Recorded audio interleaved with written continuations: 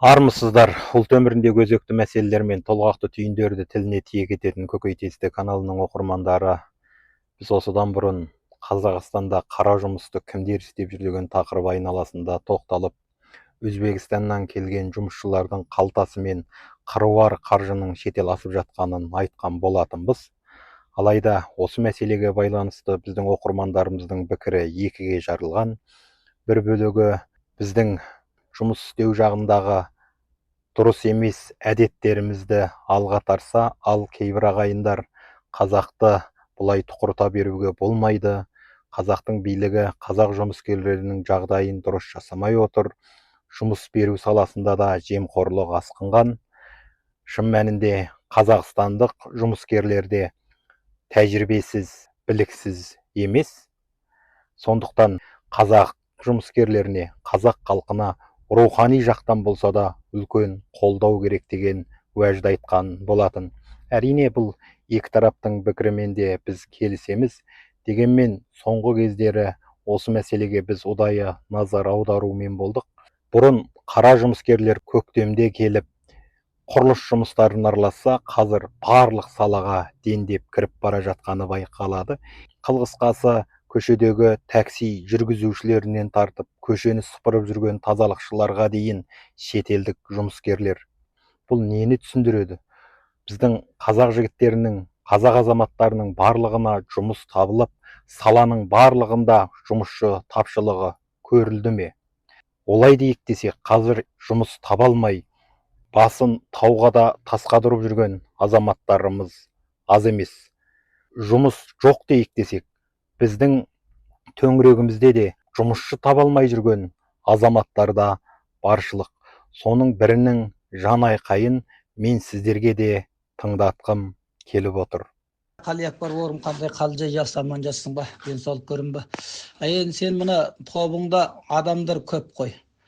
Бізде бір кірпіш завод бар, осыған жұмыскер іздеп жатырмыз. Сонда сен бір жағы рәкіліме жасап, жұмыскер іздесіп жерсең деймін. Енді бізде жақсы деген жігіттер күніге 40-50 мың теңгеге дейін тауып тұр. Әдеттегі қалыпты жұмыс дегендердің өзі 20 мың теңгеден түспейді. Жұмыс ауырлау болса да, шыдап істегендер әжептәуір ақша табады. Бірақ та сол шыдамайды біздің жолдастар көбі.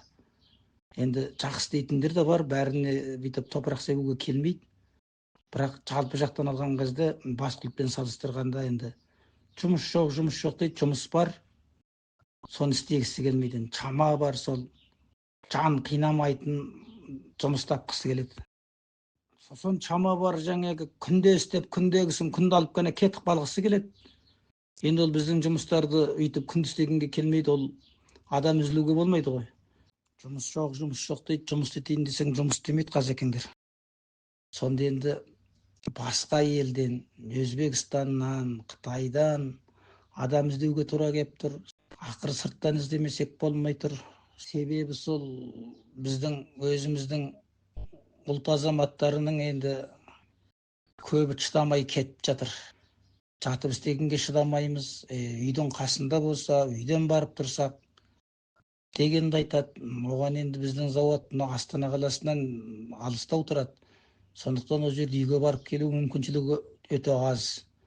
Жоғарыдағы аудио жазбадан сіздер де көп нәрсенің жағдайын аңғарып отырған боларсыздар. Осы тұрғыдан алғанда Қазақстандағы қара жұмысты кім істеп жүр деген мәселеге екі жақты қараған дұрыс сияқты. Бұны тек қана біздің биліктің жұмысшыларға көңіл бөлмеуінен немесе жұмыстың жоқтығынан іздеуге болмайтын секілді. Мәселен, бір мысалды алып айтайық. Қазір тепсе темір үзетін азаматтардың арасында әрбір мекеме орындарында жанын қинамай күзетші болып жүрген азаматтар да аз емес. Әрине, зейнетке шыққан, екінші жұмыс ретінде күзетшілік жұмысын атқарып жүрген 60-тан асқан азаматтар болса, оларға түсінікпен қарауға болар. Бірақ қазір сол аз ғана айлықты місе тұтып, сол орында жұмыс істеп жүрген қазақтың жас жігіттері де аз емес. Олар не үшін ондай жерге бейім? Бастысы біздің жастардың кейде жанын қинамай ақша табуға бейім екені де жасырын емес. Оның үстіне осындай орындарға кіріп алып, жасырын жолмен, яғни өзі күзеткен объектіден әртүрлі тәсілмен ақша жасайтын жымысқы жолда көбейіп барады.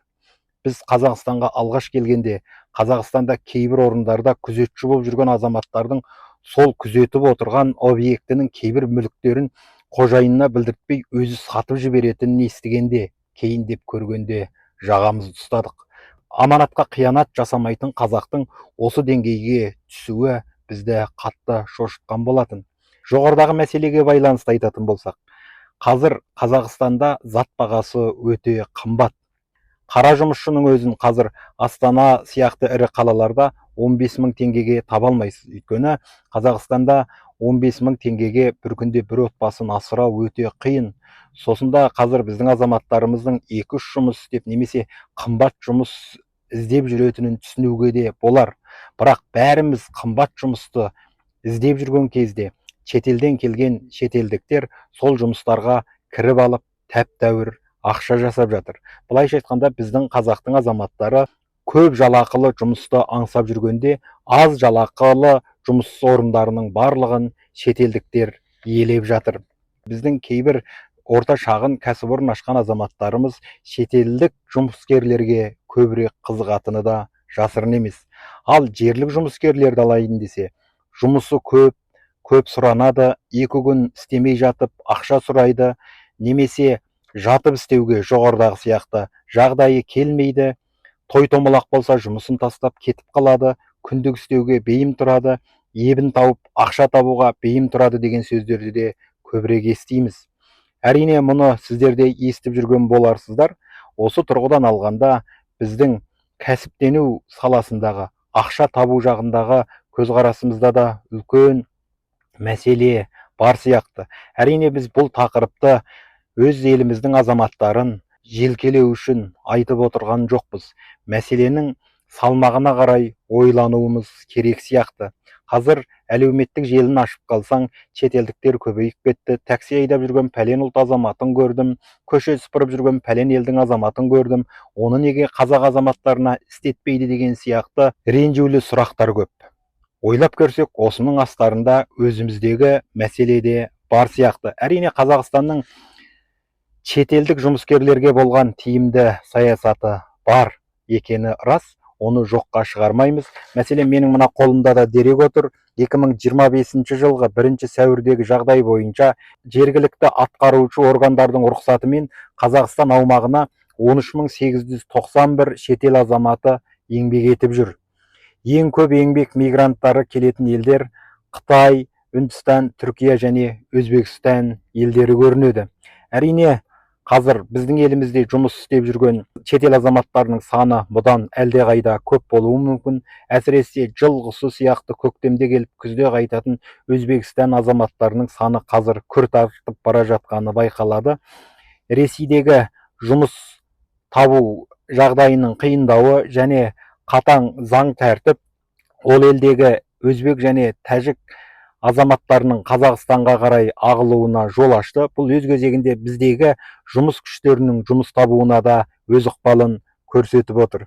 Өткенде дәл осы біз жұмысшы мәселесін айтқан кезде қазақстандық азаматтар өзбектер істеген, тәжіктер істеген жұмыстарды істеп, олар алған ақшаны алатын болса, онымен Қазақстанда жан қалмайды деген уәж айтып жатыр. Сонда қалай біз өзбектер, тәжіктер ала берсін, ондай ақша, аз ақша бізге керек емес, бізге көп ақша керек деп жүрген кезде біздің барлық еңбек нарығымызды шетелдіктер иелеп кетсе не істейміз? Ертеңгі күні қазақстандықтар тек қана қымбатқа жұмыс істейді, арзанға жұмыс істемейді деген ұғым қалыптаспай ма? Әрине, қазірдің өзінде ұғым қалыптасып үлгерді. Оның үстіне бәрі демей қояйық, көпке топырақ шашпай қояйық. Біздің азаматтардың арасында, жұмыс істеп жүрген азаматтардың арасында, жұмысты уағында бітірмей, жұмысқа түсте келіп, ерте қайтып, жұмыс ортасындағы сенімін әлсіретіп жүрген жағдайда жоқ емес.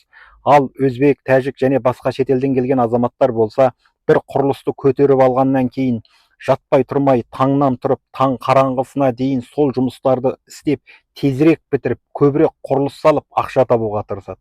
Ал Қазақстанда олай емес. Біздің азаматтарымыз, әсіресе жергілікті жұмысты көтеріп алып жүрген азаматтарымыздың көбі сағат 9-да келеді, 10-ға дейін киімін ауыстырып шай ішіп болғанша бірер сағат өтіп кетеді, ал кеште сағат 6 болмай кетіп жатады. Жаздың ұзақ күнінде дәл осындай жұмыс істесе, әрине жұмыстың мандымайтыны шын. Бұл мәселені айтсам, өткенде менің бір оқырманым жазып қойыпты: шетелге, Кореяға, Америкаға, Канадаға барған Қазақстан азаматтары да дәл сол өзбектер сияқты күні түні жұмыс істеп жүр деген уәж айтты. Ендеше солар неге Қазақстанда да күні түні жұмыс істемейді? Әсіресе жаздың ақша табатын 4 айында біз күні түні жұмыс істеп көп ақша тапсақ, немесе жалақысы аздау болса да көбірек жұмыс істеп көбірек ақша тапсақ жаман ба? Мұнан да маңыздысы, біздің қазақтың той томалағы, бас қосуы дәл осы жазда жұмыс істеп ақша табатын кезде көбейіп кететіні де жасырын емес.